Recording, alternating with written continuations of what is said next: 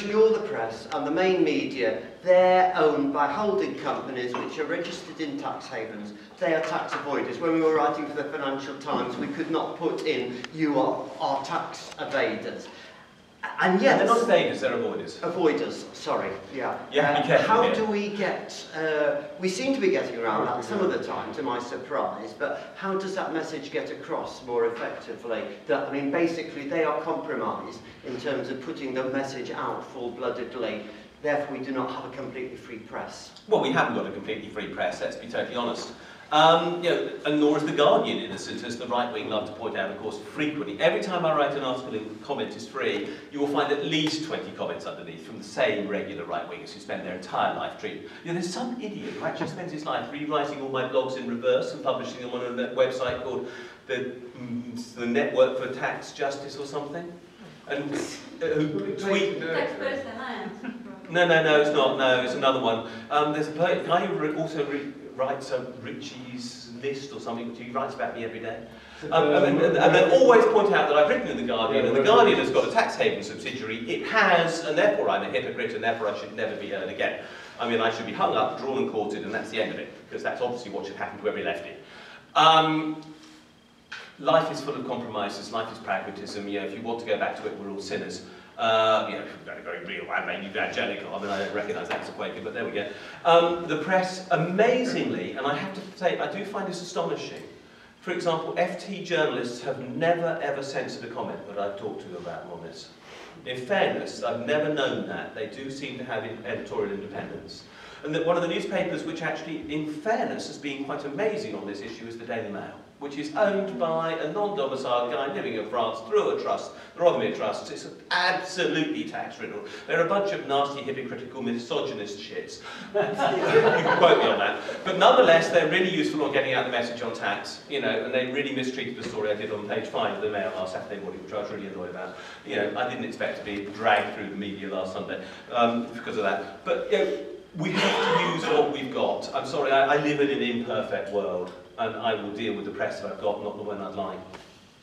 Thanks. My second question is related to Peter's about the problem of regulatory arbitrage internationally, the plutocrats sort of encouraging national governments to sort of race to the bottom, and how you actually get the fairly captured governments to fight against that. And we've got some people in Occupy who are concerned about, hey, this means world government if you're going to regulate taxes, or I'm trying to think of effective and persuasive ways to sort of think our way through that and persuade our way through that. Any thoughts? I do actually think we need a world tax authority.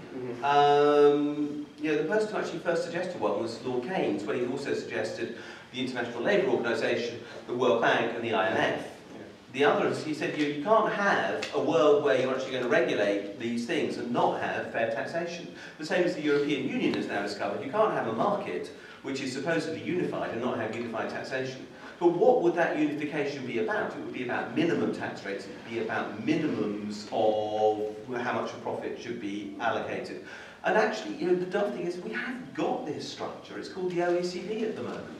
The OECD sets rules for international tax. There's international arbitrage, there's international negotiation between countries on this, there's international cooperation on tax, but it's all actually favouring the existing structure.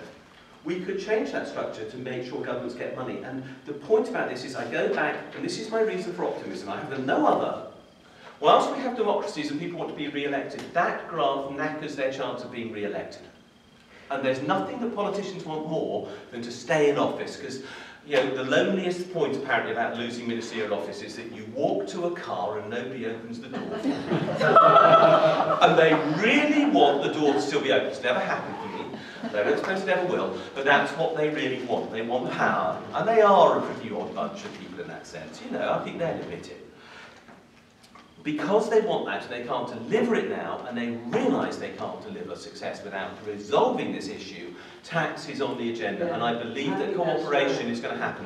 And it's not because of the 1%. They realise actually they've got to balance up those two interests, and they're not going to get re-elected, and the 99% re-elect them, the 1% never can. However much they try to do it, go back to that point about America, for all that money, Romney could not get elected.